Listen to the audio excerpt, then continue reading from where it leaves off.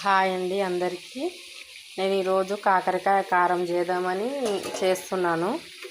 మీకు కూడా చూపిస్తాను చూడండి. కాకరకాయలని ఇలా సన్నగా రౌండ్గా కోసి కడిగి ఆయిల్లో ఫ్రై చేసుకోవాలి. గోల్డెన్ కలర్లో వచ్చేదాకా ఫ్రై చేసుకోవాలి. జీలకర్ర, వెల్లుల్లి, కారం వీటిని ఒకటి దాంట్లో మిక్సీలో వేసుకొని మిక్సీ పట్టుకోవాలి. లేదంటే రోట్లో అయినా దంచుకోవచ్చు. మాకు లేదు కానీ నేను అందుకే మిక్సీలో వేసుకుంటున్నాను. వీటిలోనే మనం వేయించిన పల్లీలు కూడా వేయించి సరిపడా పల్లీలు తీసుకొని పల్లీలను కూడా దీంట్లోనే వీటితో పాటే మిక్సీకి వేసి పొడి చేసుకోవాలి. తర్వాత కరివేపాకును కూడా కాకరకాయ ఫ్రై అయిన తర్వాత కరివేపాకును కూడా వేసుకొని వీటిని కూడా ఫ్రై చేసుకోవాలి. చేసుకున్న తర్వాత అన్నిటిని ఒకదాన్ని మిక్స్ చేసుకోవాలి. నేను చూపిస్తాను మీకు. ఇదిగో ఈ కలర్ అయ్యేంత వరకు ఉంచి ఈ కలర్ అయిన తర్వాత తీసేసుకోవాలండి. లాస్ట్కి చూపిస్తున్నాను. ఇలా కరివేపాకు కూడా ఫ్రై చేసుకోవాలండి.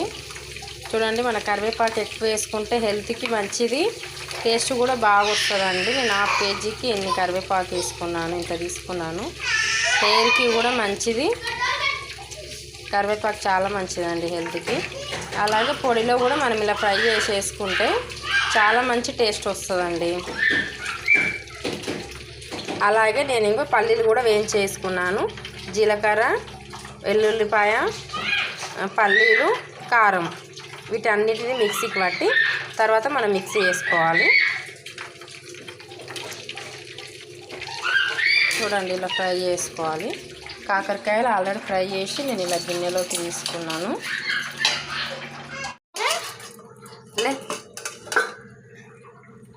ఇందులోనే కొంచెం పసుపు, ఉప్పు, మనం మిక్సీకి పట్టుకునే అన్నీ వేసేసి మిక్సీ వేసుకొని మంచిగా పిసుకుంటే అన్నీ కలిసేటట్టు చేసుకుంటే ఇలా అవుతుందండి.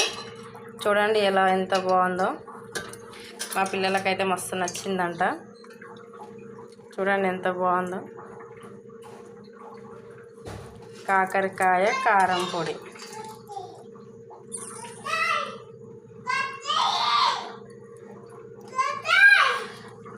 సో చూస్తేనే నోరు ఊరిపోతుందండి. ఎంత బాగుందో తెలుసా. చాలా అంటే చాలా టేస్టీగా ఉంది. మా పిల్లలకైతే బాగా నచ్చిందంట. దీనికి ఇంగ్రీడియంట్స్ కరివేపాకు నూనెలో ఫ్రై చేసుకోవాలి, కాకరకాయ ఫ్రై చేసుకోవాలి. రెండు ఒకటి దాన్ని వేసుకొని తర్వాత ఒక మిక్సీలో జీలకర్ర పల్లీలు ఫ్రై చేసుకొని పల్లీలు,